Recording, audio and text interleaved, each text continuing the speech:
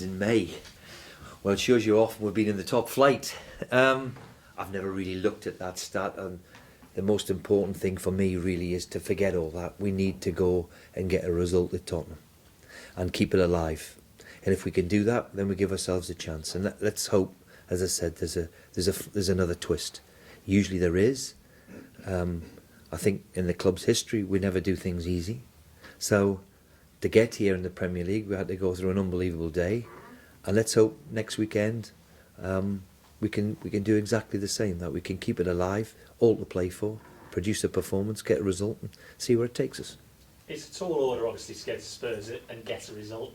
Is it possible that at this stage of the season, given that they seem to have been tailing off in terms of their results? Well, as I keep saying, we have to perform to the level which will give us a chance. That's a fine, and we'll give ourselves a chance. But you know, West Brom won at Man U. Who'd have thought that? Sunderland won at Everton. Who'd have thought that? Leicester have won 6 out of 7. Who'd have thought that? It shows you what the Premier League is, how difficult it is, how it can change. All we can do is give ourselves a chance. Can we come out fighting? Can we go and produce a performance and get beat? If we get beat, we'll get beat with our boots on, and it's not enough, then we have to accept that and the consequences that come with that. However, I'm quietly confident that we will produce a performance which hopefully will get us a result.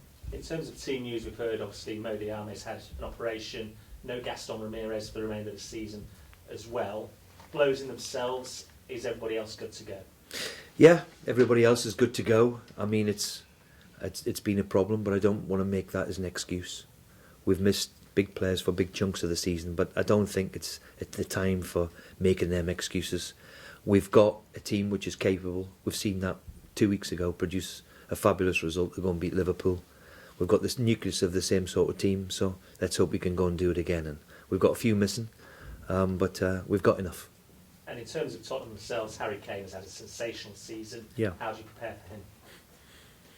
Well, it just shows you he's worked extremely hard, and he's shot to prominence, and he's a very, very good young England centre forward. So we're all delighted about it. Let's hope he's physically exhausted after his exertions tomorrow, and he's a bit jaded. But to be fair to the kid, he's done fabulously well, and what a fantastic season he's had. And finally, from me, will you pay any attention? Will you want updates? I think it's inevitable that you'll get to know, but all we can do is find a result ourselves. If we can get a result ourselves, then we give ourselves a chance, because we're still 2 or 3 clubs are in it, and they have to get a result too. If we get a result, all them have to get a result. So even if we had got a result against Burnley last weekend, we still needed a result. So it's all to play for, all a bit tickly, all a bit exciting, a bit nervous and a bit anxious, but let's bring on the moment and let's have a go. Steve, what's the mood among the players? Have you sensed a sort of mood, a spirit of defiance to Well, I hope so. performance? I hope so, and certainly I don't give anything up. I don't give anything up ever very easily. So of course there's a huge disappointment at the beginning of the week, but we know we let ourselves down last weekend. So we have to bounce back from that and produce, as I keep saying, a performance which is capable of getting us a result. If we do that, then we give ourselves a chance. I know you spoke last week before the game on Friday. You were saying about how flat you'd been against Burnley the last time, and then you did it again. How do you try and guard against that? Have you done something different this week in preparation? No, because I didn't see it coming. But you know, I've witnessed it unfortunately before, where you get caught up in the occasion and forget how to perform. And some of them last week couldn't put one foot in front of the other. You know, it's one of them difficult situations. I remember going through it myself when I was my first semi-final I played in. I was 30-year-old. I couldn't put one foot in front of the other, with nerves, anxious, anxiety, wherever it is, it consumes you, unfortunately. So I hope we're better for the experience of last week. Certainly, I'm sure it'll help, and let's hope it does. You have had some good results against some bigger sides this season, and you know, maybe the pressure kind of is off in a kind of bizarre way, because everyone expected you to get a result against Burnley. Well, I think that's second season syndrome. We were Burnley last year. Nobody gave us a cat and hell's chance of surviving. Nobody gave us a hope of staying in the Premier League. This year, there's been a bit of expectation. of the players of the calibre we've brought in, and that expectation, if we're being perfectly honest, we haven't been able to live up to so far. So let's hope we can keep the thing alive, and make sure we learn from our experiences of this year, and carry on and move forward and still be a Premier League team. You're at the stage now where it's almost there are no second chances. There's no more second. No, this is it. It's come down to it, and we need to take it to the last game of the season.